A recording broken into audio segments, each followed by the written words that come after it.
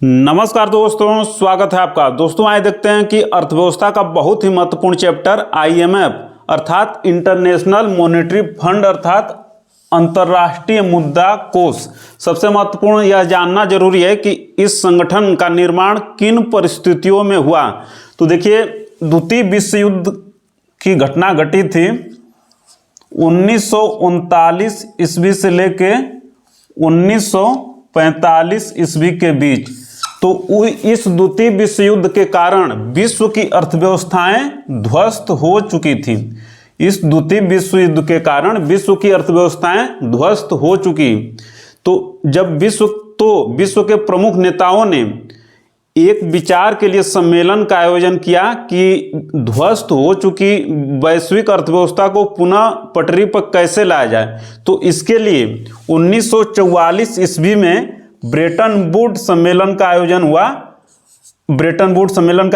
America में 1944 ईस्वी में। किस लिए? कि ध्वस्त हो चुकी अर्थव्यवस्था को पुनः पटरी पर कैसे लाया जाए। तो इसी ब्रेटन वुड्स सम्मेलन में ही दो संस्थाओं की नींव पड़ी। एक था वर्ल्ड बैंक अर्थात विश्व बैंक और दूसरा आईएमएफ। इन दो संस्थाओं को नींव पड़ी 1944 ईस्वी में ब्रेटन वुड्स सम्मेलन में अमेरिका में। तो अब देखते हैं कि आईएमएफ के उद्देश्य क्या हैं। तो एग्जाम की दृष्टि से बहुत ही महत्वपूर्ण है कि आईएमएफ के देखिए 4 मुख्य उद्देश्य हैं। नंबर 1, अंतर्राष्ट्रीय मौद्रिक सहयोग को बढ़ाना। अंतर्राष्ट्रीय मौद्रिक सहयोग को बढ़ाना ताकि देशों का व्यापार आसानी से हो सके। दूसरा, बहुपक्षीय भुगतान प्रणाली की स्थापना करना।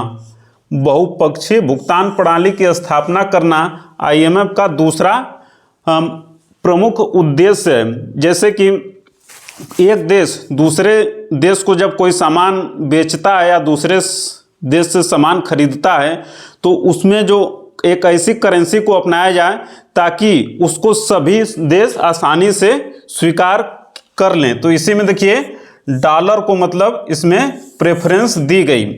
तीसरा इसका महत्वपूर्ण था विनिमय दर में अस्थायित्व बनाए रखना। विनिमय दर में अस्थायित्व बनाए रखना।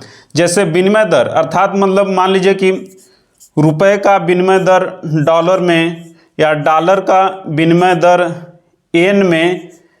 तो इसी प्रकार अन्य जितने भी देशों की करेंसी है तो उनमें एक विनिमय दर में अस्थायित्व बनाए रखना अर्थात उसमें बहुत ऊपर नीचे न हो, एक अस्थायित्व बना रहे। आईएमएफ का चौथा प्रमुख उद्देश्य है वैश्विक वित्तीय अस्थायित्व बनाए रखने के लिए वित्तीय क्षेत्र पर नजर रखना। चौथा प्रमुख उद्देश्य है कि वैश्विक वित्तीय अस्थायित्व बनाए रखने के लिए वित्तीय क्षेत्र पर नजर रखना। और इसी संदर्भ में देखिए आईएमएफ 2 महत्वपूर्ण रिपोर्ट का प्रकाशन करता है। पहला है global financial stability report, global financial stability report, और दूसरा है world economic outlook, world economic outlook. इन 2 रिपोर्टों का प्रकाशन करता है तो आईएमएफ। अब देखिए आईएमएफ के ये तो 4 प्रमुख उद्देश्य हो गए हैं, इसके 4 प्रमुख कार्य भी हैं। नंबर 1, भुगतान संतुलन को संतुलित करने हेतु ऋण प्रदान करना। भुगतान संतुलन को संतुलित करने हेतु ऋण प्रदान करना। कोई भी देश अगर अब भुगतान नहीं कर पा रहा है तो उसको एक संतुलन बनाने रखने के लिए ऋण प्रदान करता है। तो इसी संदर्भ में देखिए 1991 में भारत के पास इतना पैसा नहीं था कि वो विदेश से जो सामान आ रहा है उसका पेमेंट कर सके। बहुत कम दिनों के लिए पैसा बचा था, जैसे कि महीने या 15 दिन के लिए बस। तो भारत की मदद आईएमएफ ने की थी। इसी प्रकार अभी पाकिस्तान को फंड की आवश्यकता हो रही है तो आईएमएफ से फंड लिया है। तो आईएमएफ का सबसे महत्वपूर्ण कार्य क्या है कि भुगतान संतुलन को संतुलित करने हेतु देशों को ऋण प्रदान करना। दूसरा इसका प्रमुख कार्य क्या है कि वित्तीय मुद्दों पर वार्ता हेतु एक मंच है। इसमें सभी जो इसके सदस्य कितने हैं इस समय 190। तो ये सभी 190 देश समय समय पर बैठकर वित्तीय मुद्दों पर एक वार्ता का आयोजन करते हैं ताकि देश की अर्थव्यवस्था कैसे चलती रहे सही तरीके से। तीसरा प्रमुख कार्य है आईएमएफ का तकनीकी सहायता प्रदान करना सदस्य देशों को, और चौथा प्रमुख कार्य है सदस्य देशों को ट्रेनिंग प्रदान करना। तो एग्जाम की दृष्टि से चारों मुख्य कार्य हैं आईएमएफ के। अब देखते हैं कि आईएमएफ की सदस्यता हेतु दो प्रमुख शर्तें क्या हैं। तो आईएमएफ की सदस्यता हेतु सबसे महत्वपूर्ण पहली शर्त है कि विश्व बैंक का सदस्य होना। कोई भी देश अगर आईएमएफ का सदस्य होना चाहता है तो सबसे पहले उसे वर्ल्ड बैंक अर्थात विश्व बैंक का सदस्य होना पड़ेगा। आईएमएफ की सदस्यता हेतु दूसरी प्रमुख शर्त है कि आईएमएफ में निर्धारित अंशदान अर्थात कोटा जमा करना। आईएमएफ में निर्धारित अंशदान जिसको कोटा कहा जाता है उसे जमा करना। तो इसी आधार पे जो जितना पैसा देता है आईएमएफ को उसी आधार पे उसका कोटा निर्धारित होता है, और उसी कोटे के आधार पे सदस्य देशों को वोटिंग राइट अर्थात मतदान का अधिकार दिया जाता है। तो आईएमएफ में सर्वाधिक अंशदान किसका है? तो अमेरिका का है। कितना? लगभग 17% कोटा है, इसको अंशदान बोलते हैं। और आईएमएफ में सेकेंड नंबर पर का सर्वाधिक अंशदान अर्थात कोटा किसका है? जापान का है। तीसरे नंबर पे चाइना का है। चौथे नंबर पे जर्मनी का है। और भारत का स्थान कितना है? 8वां। भारत का स्थान इसमें 8वां है। सबसे महत्वपूर्ण कि कितना प्रतिशत अंशदान है भारत का इसमें? तो 2.75%। 2.75% अंशदान अर्थात कोटा है भारत का आईएमएफ में। अब पहले से यह बढ़ा है। तो इसको इससे समझ सकते हैं जैसे आईएमएफ का फंड है लगभग 600 बिलियन डॉलर। तो इसमें से भारत का अंशदान है 2.75%। इस 600 बिलियन में से लगभग इतना ही आईएमएफ का फंड है, और इसी फंड के माध्यम से वो अपने सदस्य देशों को सहायता करता है ताकि वो उनकी भुगतान की समस्या न हो, अपना समय से वो भुगतान कर पाएं और उसमें वित्तीय स्थायित्व बना रहे। अब एग्जाम की दृष्टि से महत्वपूर्ण है कि एसडीआर का है। एसडीआर क्या है? एसडीआर अर्थात special drawing right. Special drawing right अर्थात विशेष आहरण अधिकार। विशेष आहरण अधिकार। तो देखिए आईएमएफ की यह लेखा मुद्रा है। आईएमएफ की यह लेखा मुद्रा है, और इसको कब से आरंभ किया गया? तो 1969 ईस्वी से आरंभ किया गया है। इसे पेपर गोल्ड भी कहा जाता है। पेपर गोल्ड भी इसे कहा जाता है। तो एसडीआर यानी कि विशेष आहरण अधिकार। तो जैसे मान लीजिए आईएमएफ के सदस्य हैं कितने? 190 देश।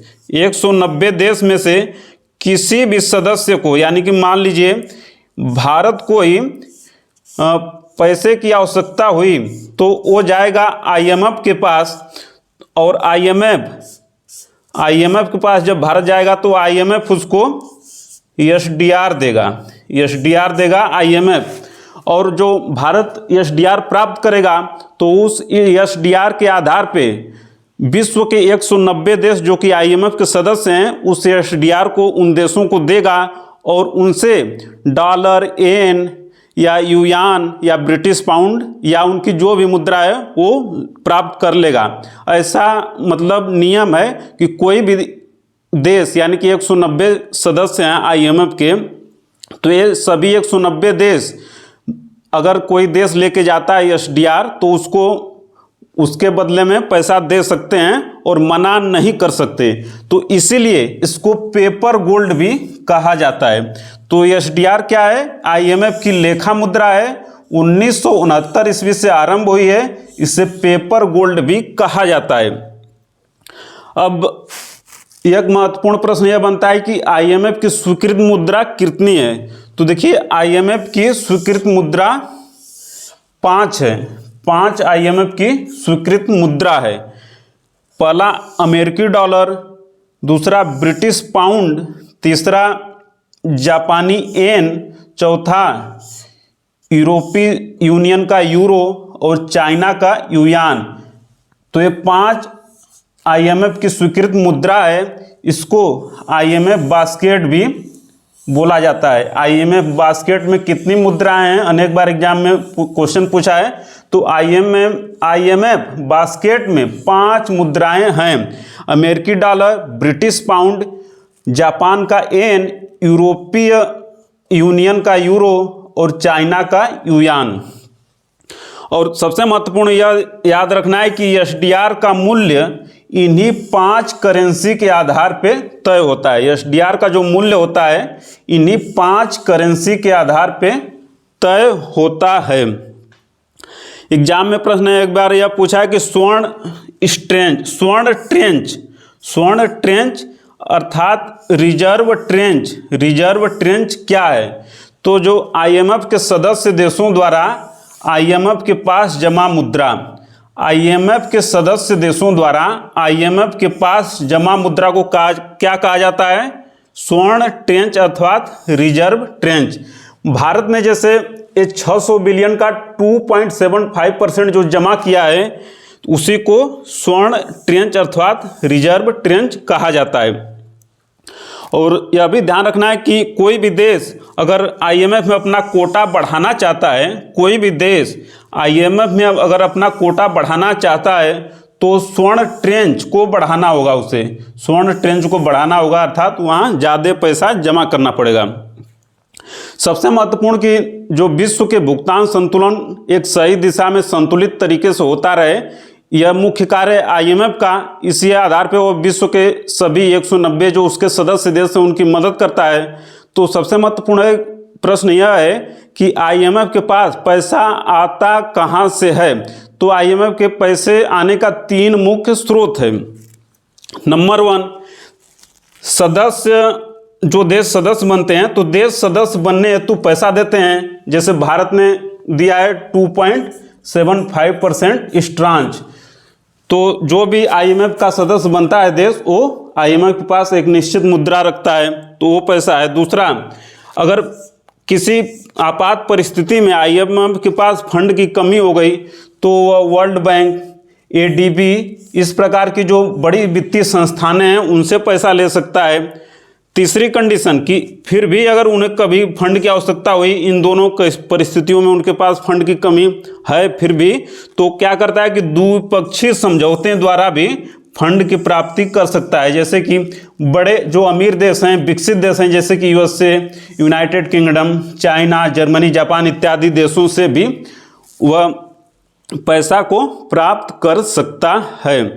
तो यह सबसे महत्वपूर्ण था। और देखिए, ब्रेटन वुड्स सम्मेलन 1944 में आयोजन हुआ था, तो इसका संगठन का निर्माण हुआ। सबसे महत्वपूर्ण कि ये मतलब कार्य कब से शुरू किया, मतलब प्रभावी कब से हुआ?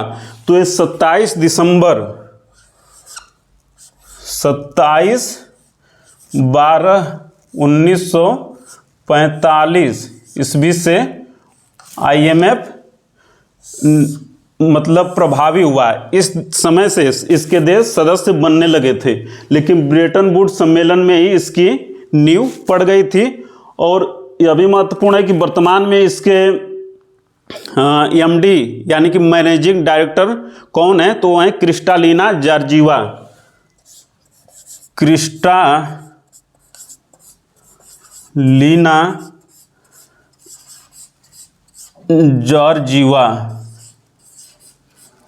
क्रिस्टालिना जॉर्जीवा है।